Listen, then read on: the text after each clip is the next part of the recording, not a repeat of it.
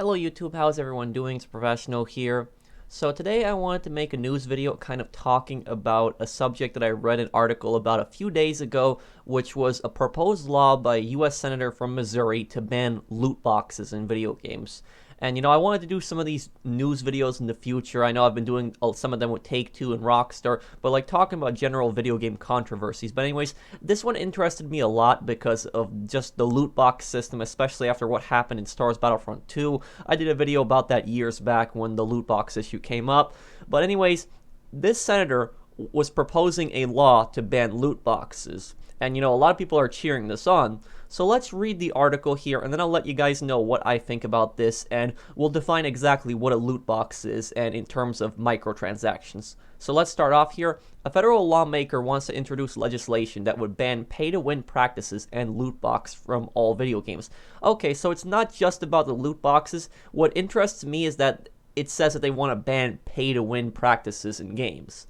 So it says, in a statement released Wednesday, Senator Josh Hawley, representing Missouri, said video games offering these systems are preying on user addiction, particularly among children. When a game is designed for kids, game developers shouldn't be allowed to monetize addiction, said Hawley in a statement. And when kids play games designed for adults, they should be walled off from compulsive microtransactions.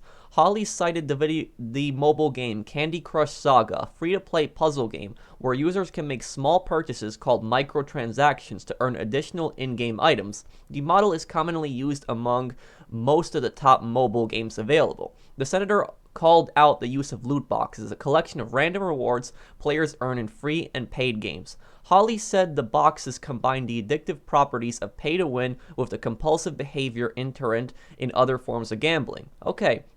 So he's citing Candy Crush Saga. I haven't really played that game. I know that that's a mobile game.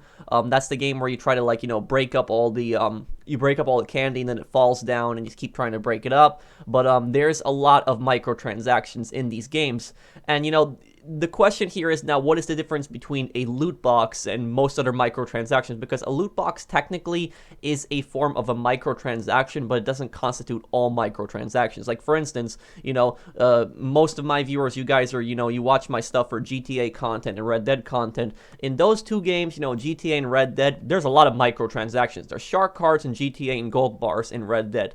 They're microtransactions. They don't count as loot boxes because a loot box, it's something random. It's basically like a box you buy in a game, and you don't know what's going to be in there. You could get some rare loot, or you could get some really bad stuff.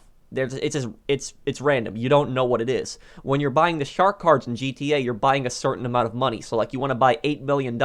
I think that costs like $100 real to get $8 million in GTA. And then there's the gold bars in Red Dead Online, which I think it's like around 30 cents around there for just one gold bar. I think the minimum that you can purchase is 3 gold bars at a time, but there's that system there. So you know what you're purchasing in like GTA and Red Dead. You know how much you're purchasing of something. When you purchase a loot box, you don't really know what's in there. And, it could be something cosmetic, or it could be something, to give you an advantage in a game. It could give you like a vehicle or a gun. You don't know exactly what's going to be in there depending on the game. And, that frustrated a lot of players with Star Wars Battlefront 2, because when Star Wars Battlefront 2, that was coming out in 2017, the loot box system was just so bad, where it gave players these cards that would just make their abilities so much more powerful. And you could get lucky and you could get all the good cards in loot boxes, or you could get unlucky and get the worst ones, and then somebody that's the same level as another person will have a huge advantage over them because they got the good cards and that player didn't get the good cards. They got the bad ones. So you see, this is how it can turn into pay to win. If somebody just spends a lot of money, they can get all the characters, all the vehicles, all the guns, whatever that game is,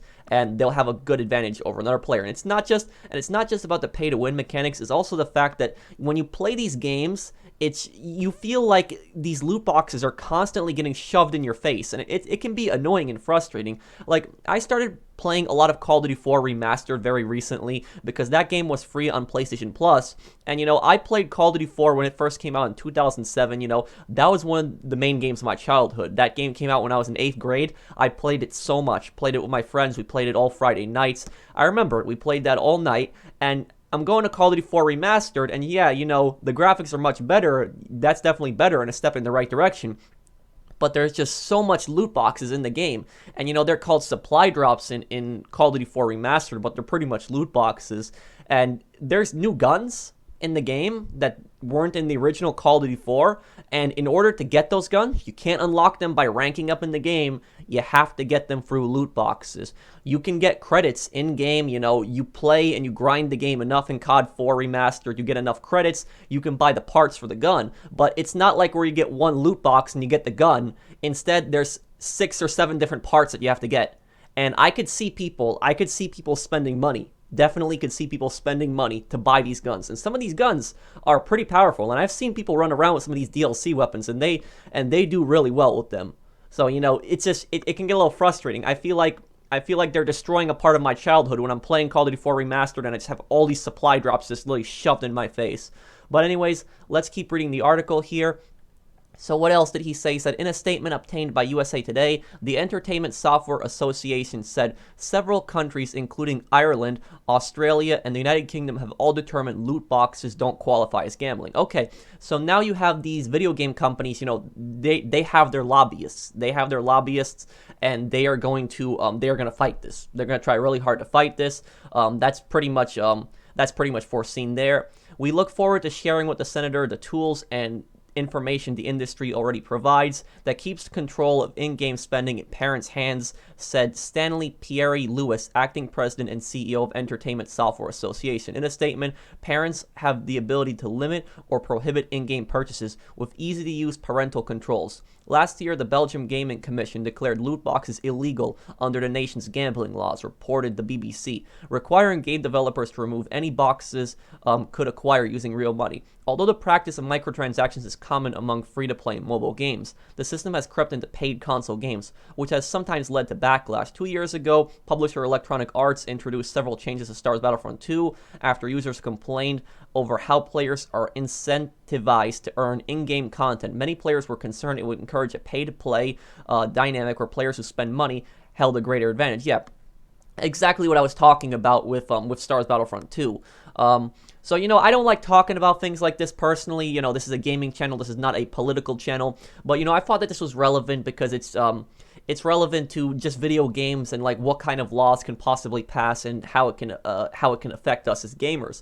But, what I don't like, the statement that the Entertainment Software Association said, what I don't like is when they say that parents can control, how much children spend on these things. A lot of parents, they don't really know how these games work. Like, there's a lot of parents and their kids are, like, playing some of these violent games and they don't even know about it. Or, some parents, they're just bad at parenting and they don't care. But I'm trying to get to the bigger point here is that most gamers that are upset about the loot boxes aren't just talking about the kids. We're also kind of annoyed that it's just shoved in our face so much. Like, we feel like we can't play these games without having these loot boxes just shoved in our face. And, the real question is it gambling? Is it? You're pouring money in and then you don't know what you're going to get. I mean, I don't know. That's up to you guys. You guys decide what you think, if that's gambling or not. I usually, my personal opinion, I don't like the government, getting involved in things in, like, in the private sector and, like, companies and telling them what to do and things like this. But, this, I don't know exactly how to feel about this because, I definitely feel that this loot box stuff has been abused by these companies. EA, Activision are some of the worst guys with loot boxes.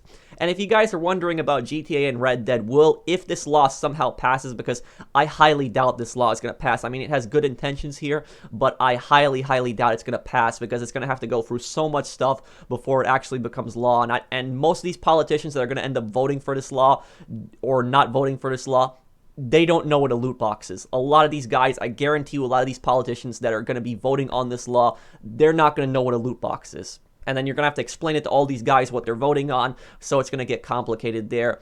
But, we'll see where it goes there. And I just don't think that I don't think that this law is going to be effective, even if it somehow does go through. And I know people are going to be asking me in the comments, I know a lot of people are going to be wondering, if this law goes through, is it going to affect GTA Online, and is it going to affect Red Dead Online? No, I know I'm going to have people asking me that. Now, no, this law would not affect GTA Online and Red Dead Online at all, because this law affects loot boxes. What you have in GTA Online and Red Dead, Those are not loot boxes. Those are just plain microtransactions. You know what you're paying for. You're paying for in-game currency. It's not a random thing. Unless Rockstar starts adding some kind of loot box system, those are not loot boxes. So if this law went through, that would not be affected. Now, the main question is, how is this law going to be enforced? Because, there's something different between the theoretical world and the real world. Theoretically, we could make a law, where loot boxes are banned. But then in the real world how are you going to define exactly what a loot box is with these games? Because it says pay to win. Pay to win is part of the law. So how are you going to prove? Because if the government is going to get involved in these video games, they're going to have to prove that the loot boxes in the game are pay to win and that they also constitute gambling. And this is going to be, there's so many different games. There's so many different games that have loot boxes. So, how is that going to work? How is it going to work? It says here the FTC are going to be the people that are going to be enforcing that stuff, but how is that going to work exactly? Because they're going to have to bring it in to a judge. It's probably going to be a lawsuit involved. These video game companies are going to say, no, these aren't loot boxes, and then they're going to sue, and then it's going to go in front of a judge, and then the judge is going to have to look at that and then decide whether it's loot boxes, and the judge probably doesn't even play video games at all, so the judge wouldn't understand it. So this becomes a whole complicated matter. How are you going to enforce something like this? How is this enforceable? Because me, personally, even though I think the law has good grounds here, I don't think that something like this is enforceable. I don't think that something like this would actually work in the real world. I mean, I can't picture it. And, these video game companies, what they're going to use as their defense in these cases, and I can almost guarantee it, they will say, you can earn everything in-game without buying one loot box. That is going to be their defense. They're going to say that we're not forcing anybody to buy loot boxes. You can earn everything in-game without purchasing a loot box.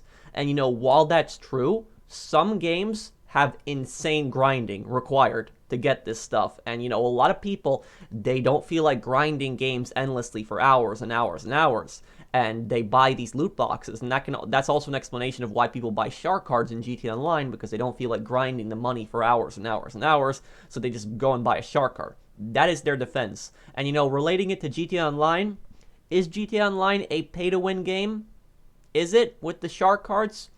I think yes and no. I think there could be an argument made that the shark cards encourage pay to win, and there could also be an argument that they don't encourage pay to win. I think it's more that they don't encourage pay to win, because theoretically somebody could buy a ton of shark cards, buy all the most expensive military vehicles, the Oppressor Mark II, the jets, the tanks, and then they'll have an advantage over other players. But then also people could grind for all that stuff. I mean, I grinded for all that stuff. I got all the vehicles. I never bought a shark card. But that's the defense that these companies are going to use. They're going to say, we're not forcing anybody to buy these loot boxes. You can earn everything in game. And relating it to a game like Call of Duty 4 Remastered, you have some of these DLC guns that are just really powerful and they're really good, and the only way to get those, you can't rank up in the game, you have to get them in loot boxes, and you don't even unlock the whole thing in a loot box, you just unlock parts for the guns. So each gun has like 6 or 7 parts.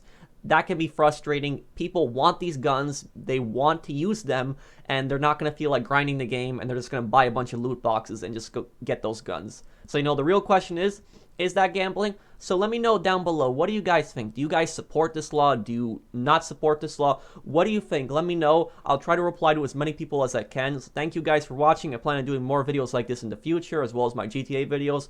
So thank you guys for watching. I'll see you guys in the next one. Take care, everyone.